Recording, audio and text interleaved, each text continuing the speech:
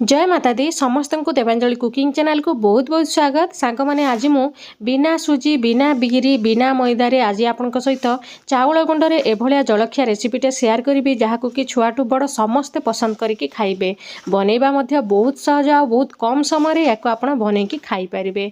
चलतु ताहले स्टार्ट करवा वीडियो टी पूरा शेष पर्यंत देखंतु। आ जदि चैनल रे नुआ अछंते प्लीज चैनल को सब्सक्राइब कर दियंतु एभलिया नुआ नुआ रेसिपी देखिबा पई। चलतु ताहले स्टार्ट करवा। प्रथमे आमे मिक्स करबा पई गोटे गिना नहीं जिबा, तापरे नहीं जिबा चाउल गुंड। मु एठी गोटे गिना खंडे चाउल गुंड नहीं, आपण निज परिमाण अनुसार कम बेसी करि पारिबे। तापरे गोटे गिना चाउल गुंड को अध गिना खंडे दही नहीं, पूरा खटा दही नेबेनी। तापर एथिरे आमे देइदबा अदा और कंचा लंका को छेचिकी, जदि छोट छुआ खाइबे ताहले टिक कम पकाइबे। तापर गोटे पिंच आमे देइदबा एथिरे हेंगु, तापर देइदबा अध चामच खंडे हळदी गुंड, तापर आमे एथिरे देइदबा स्वाद अनुसार लूण, तापर एथिरे बहुत सारा धनिया पत्र देइदबा। सुंदर बास्ना सांग को टेस्ट मध्य बहुत भल आसीबो। तापर आमे एथिरे गोटे बड़ चामच तेल देइदबा। रिफाइंड तेल एथिरे ऐड करिवे किंबा घी मध्य ऐड करि पारिबे। तापरे एई सब को प्रथमे आग मिक्स करि नबा जेतिकी मॉइस्चर होउची।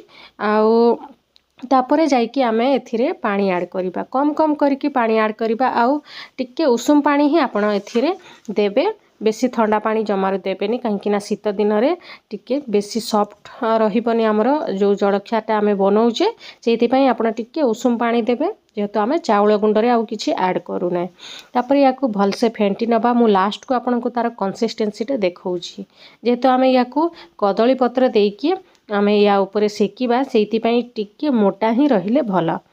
देखंतु एभलिया तार कंसिस्टेंसीटा रहिबो, ना बेसी पतला ना बेसी गाढ़ा, मीडियम साइज रे ही रहिबो। तापर याकू आमे रखि नबा 10 मिनिट पर्यंत रेस्ट नबा पई दबा। तापर 10 मिनिट पर देखिबा लिड खोलिकी, देखंतु टिके फुली जाइछि हमर बैटरटा। एथिरे आमे जमारो इनो की सोडा किछि दबानी, सेमति रे ही करिबा। तापर आमे तावा गरम करिबा, तापर अल्प टिके ही तेल दबा, माने ग्रीस करिबा। मोर जो ब्रशटा थिला ऑयल ब्रशटा सेटा कुआडे गला मु देखा पाउनी, सेथिपई एमती पातिया रे ही कर दोछि, नहले बहुत कम तेल रे ही जाई थाए। माने ब्रश रे अल्प टिके घसी देबा। तापर आमे आउरी छोट कदली पत्रटे एथिरे देई दबा। तापर ता ऊपर मध्य अल्प टिके तेल देई दबा, नहले लाखि जीवो। आउ सेथिपई टिके तेल ही देबे, अधिका तेल देबेनी। तापर ताकू मध्य चारिआडे स्प्रेड करि दबा। आउ एथिरे गोटे 2 चामच खंडे आमे जो बैटरटा बनैथिले चाउल गुंडर ताकू एथिरे देई दबा। आमे एमती हिसाब रे घोळ को दबा जेमती कि पत्र रो बाहर को बाहर नथिबा, सेई पत्र भीतर ही रहि जाइथिबा। तापर आ गोटे पत्र आमे ता ऊपर देबा। तापर आमे घोड़ेई नबा। याकू फ्लेम को पूरा मीडियम रखिथिबे, मीडियम फ्लेम रे ही आमे याकू सिझिबा पई दबा। 2 ରୁ 3 मिनिट खंडे ही समय लागि थाए, बहुत कम समय रे हेई जाय थाए। तापर एबे आमे आउ थरे उल्टै की आउरी उल्टै दबा, माने पछपटे कर दबा, सेपटे मध्य सिझी जिबा दरकार। आउ पत्रटा पूरा खोली हेले निजे आपे आपे जदि खोली होउची जानि जिबे जे हमर पिठाटा सिझी गलानी। आउ थरे एबे आमे याकू घोड़े नबा आउरी 2 मिनिट पई। 3-4 मिनिट रे ही हमर एई चकुलीटा पूरा रेडी हेई जाय थाए।